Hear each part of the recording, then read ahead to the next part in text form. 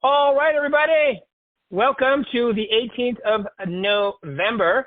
And as I did my video this morning, my video was Thanksgiving is a wonderful time of the year. It's a beautiful holiday, not a hol week, not a hol month, just a holiday. But anyway, we are we are very fortunate today from the Southwest office to have Mr. Matthew Martinez. Welcome to the show, Matthew. Thanks for having me, Rick.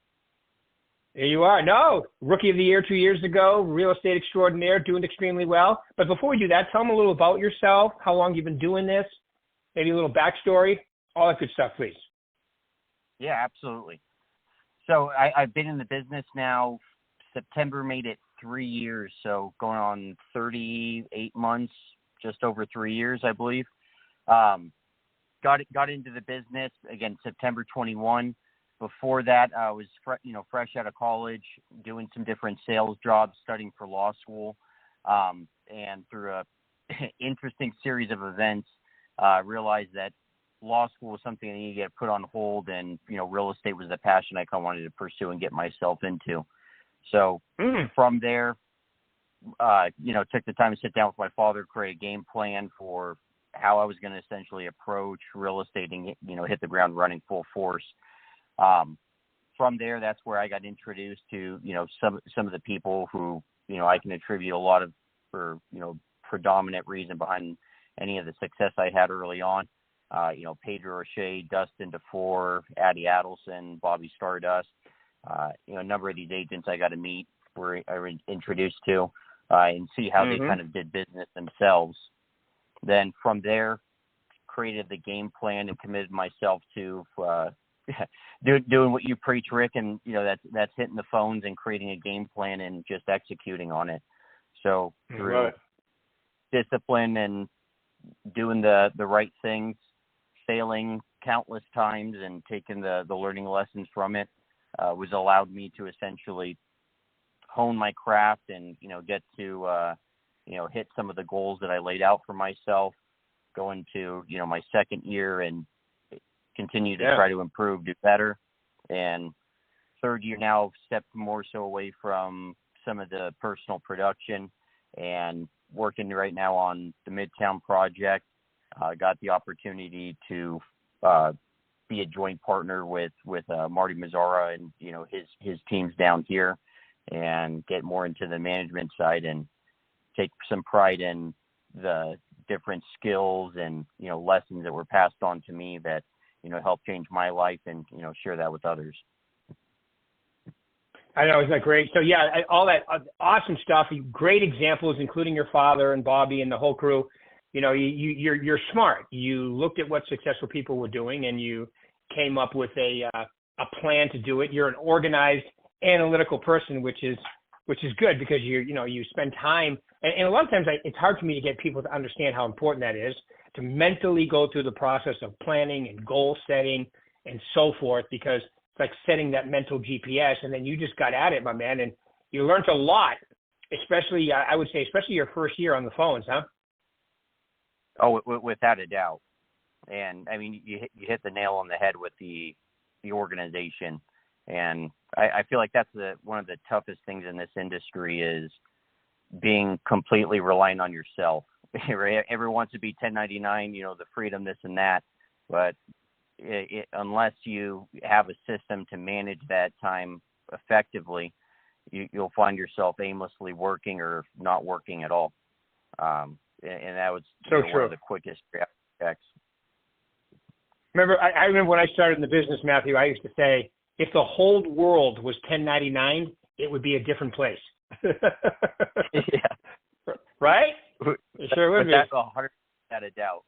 It wouldn't be the world we look at today. That's for sure. It would be that, and isn't that the great thing about real estate, though? You get paid what you're worth, and the value. The only vote that matters is yours. I mean, isn't it so true, though? Yeah, and I mean there's two mantras, and I'm sure if any of my agents on my team heard this, would sit there and roll their eyes how many times I've said it. But it's you're the sole determiner of your success, and every amount of success or every amount of failure, lack thereof, one is solely reliant on you.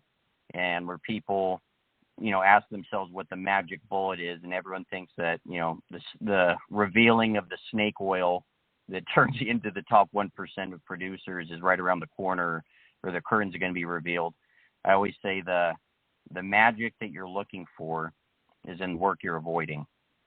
And there you go. I love that. I heard that quote in some self-reflection. It was a very powerful message that, I take to heart every day.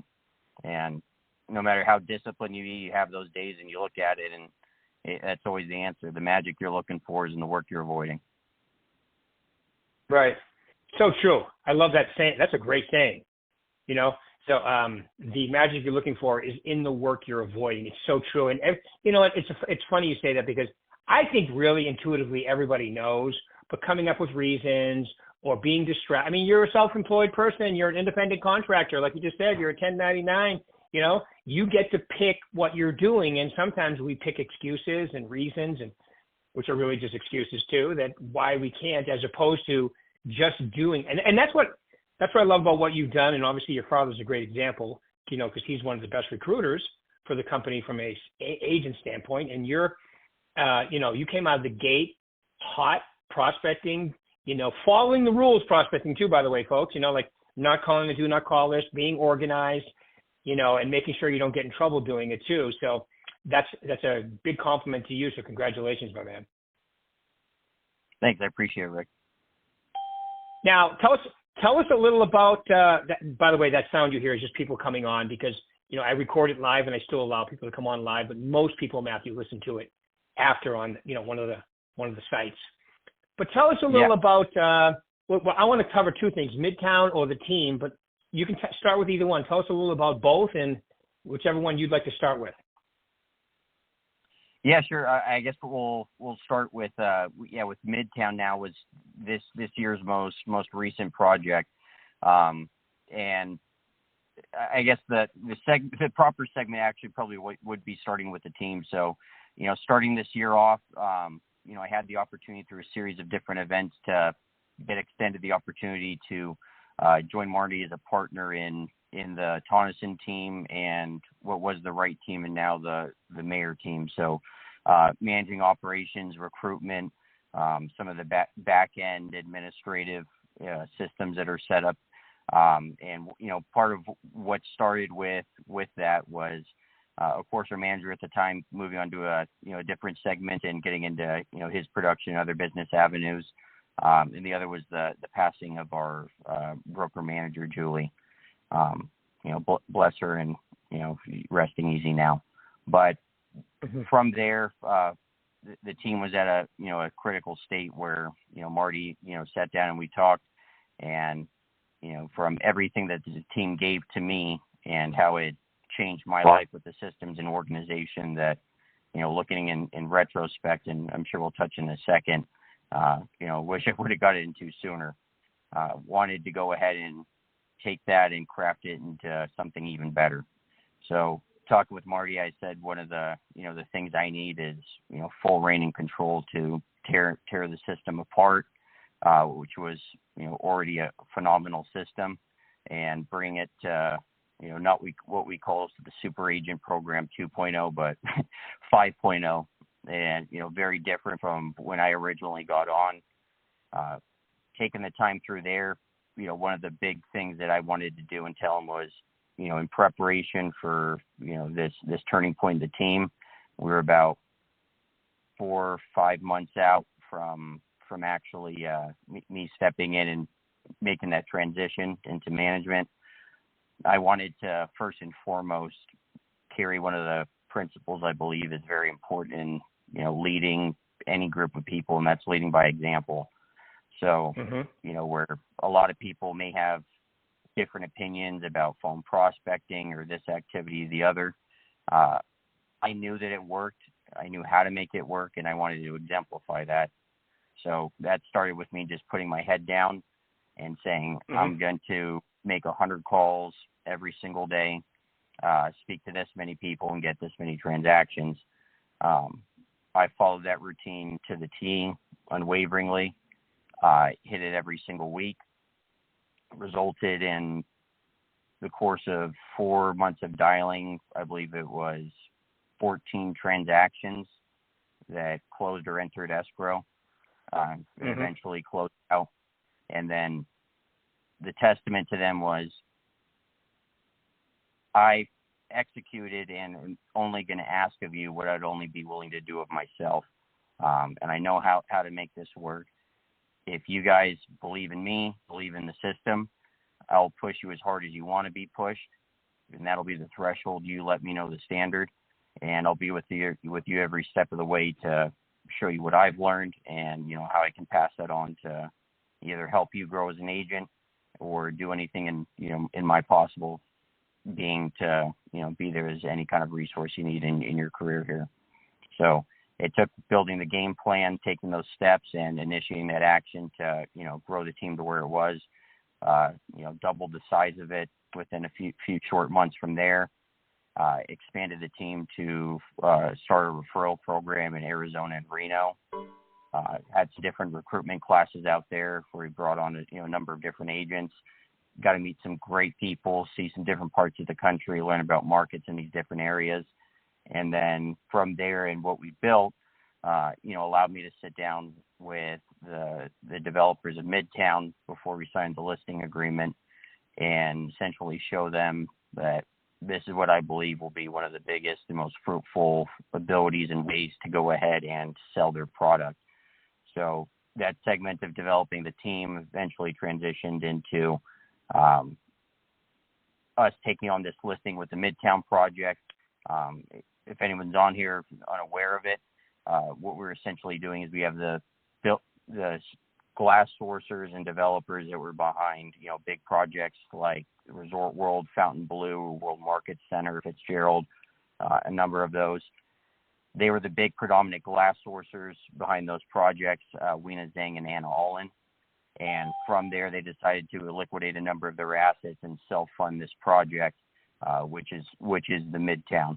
And what we're doing is not building essentially just mid-rise condos, but building an entire Midtown for Las Vegas. So it started with a 1-acre parcel purchase, which is now where the English Hotel currently sits, and the Todd English Pepper Club. From there, that was the highest cost land acquisition in downtown Las Vegas. I believe they paid $6 million an acre. Then from there, acquired five additional acres and assembled those parcels to where now we're developing 6 towers, 5 of which are being residences, and the other one a condo hotel similar to that of MGM Signature Palms Place, with some different benefits that make it, in my opinion, a more advantageous avenue to pursue than any other currently in the market. One of the first developments to come out downtown since I believe 2002, and they're 8-story tall mid-rise condos, a higher end eco luxury product. First 2 towers being micro commercial, similar to what you kind of see in Green Valley Ranch District, Town Square, right. Tivoli Village. And that's how we're able to go ahead and keep that HOA, as low as we do at 25 cents a square foot, 35 cents for our penthouses. But using that matrix design, which is proprietary to their building construction, is what's going to allow us to break ground January and complete production of that first tower in about 8 to 9 months in build time. Great. And you guys are pretty much, you guys are over half sold out right now, aren't you?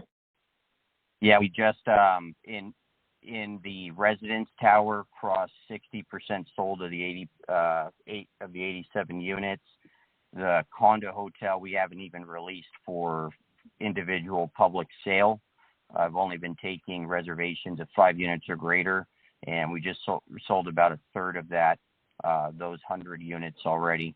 So it's moving quick, and there's definitely a lot of interest, and people are seeing, or the passion behind what Anna, Weena, Linda, have all brought to the table to, bring forward with this project, and people see the value and are moving to stand behind it.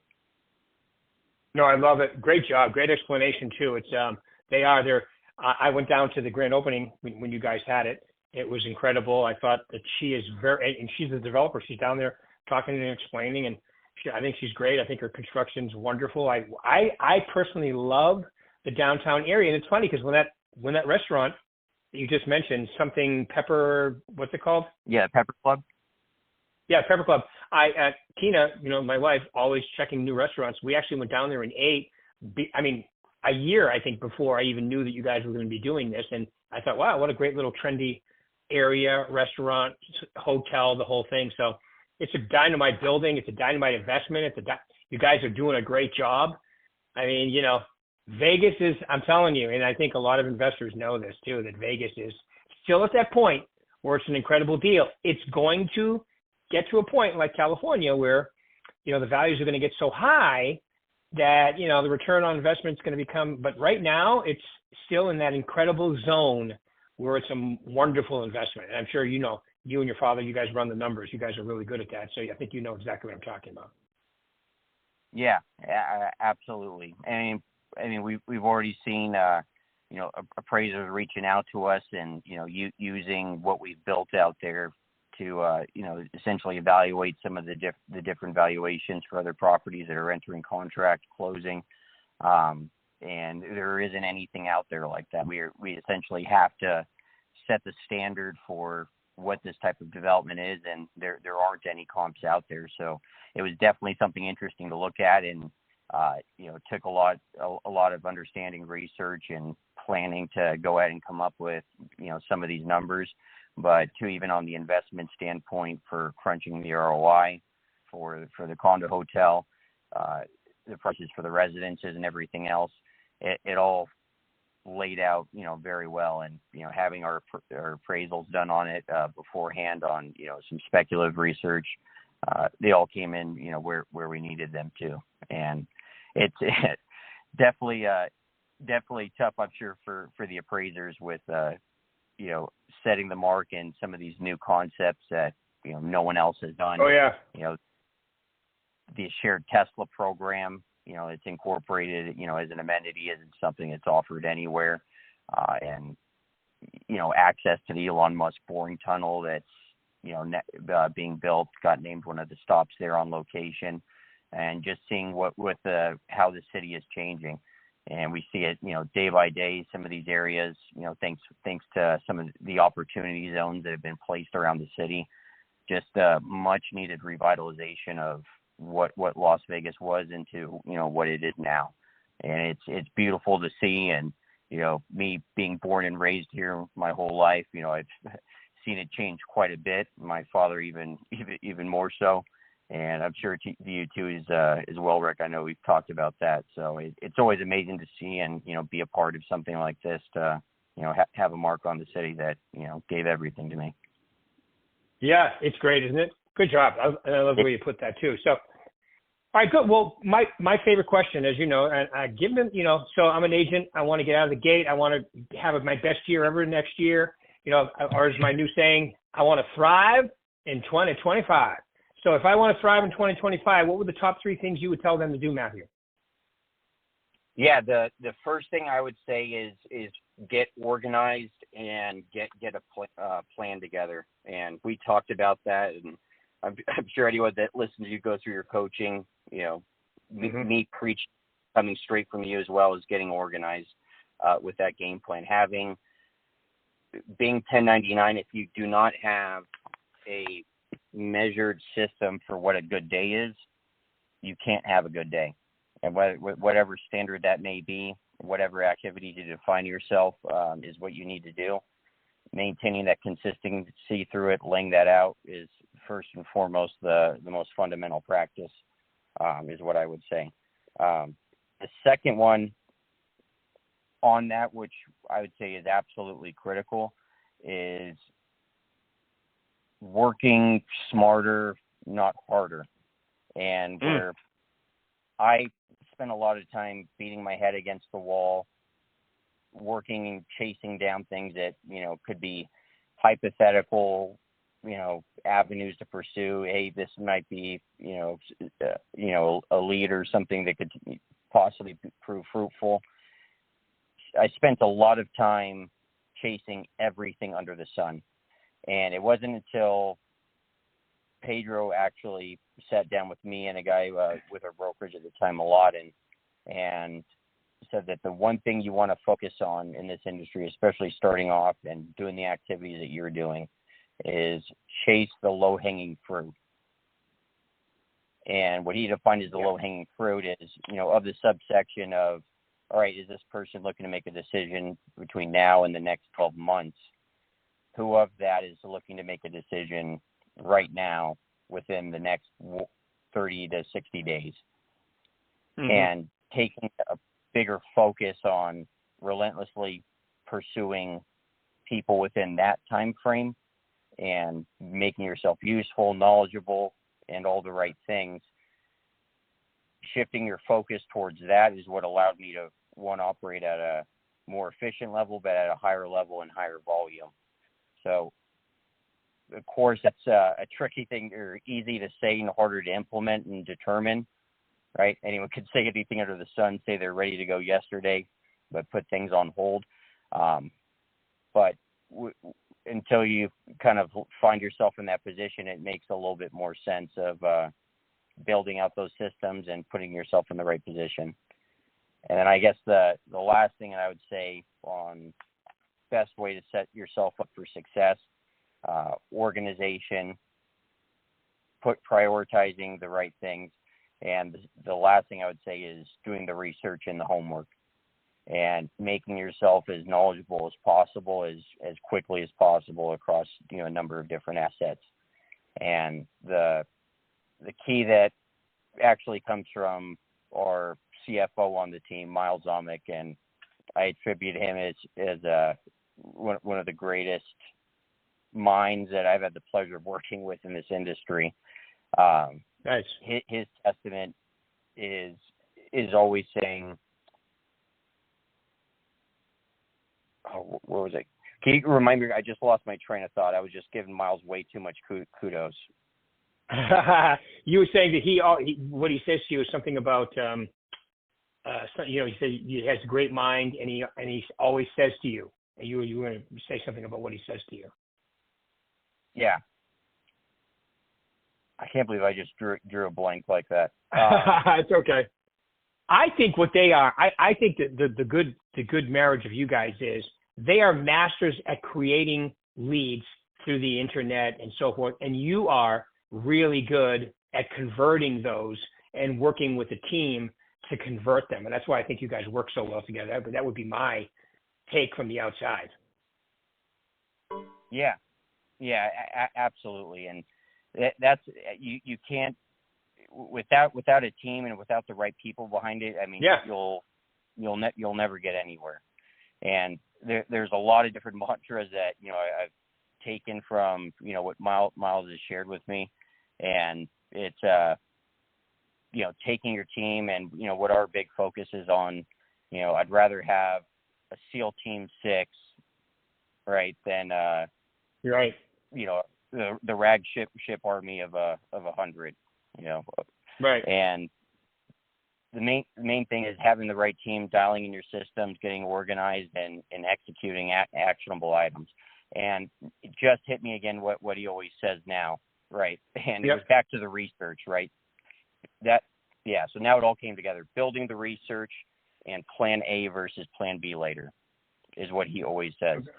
So being an analytical, one of my biggest faults is spending ages game planning, looking for the faults in things, and it drove Aldo insane because every single time I found myself looking for, how to step forward into something, my first step was, all right, which is every which way I can possibly get screwed in this avenue, right. And how do I game plan and prepare again?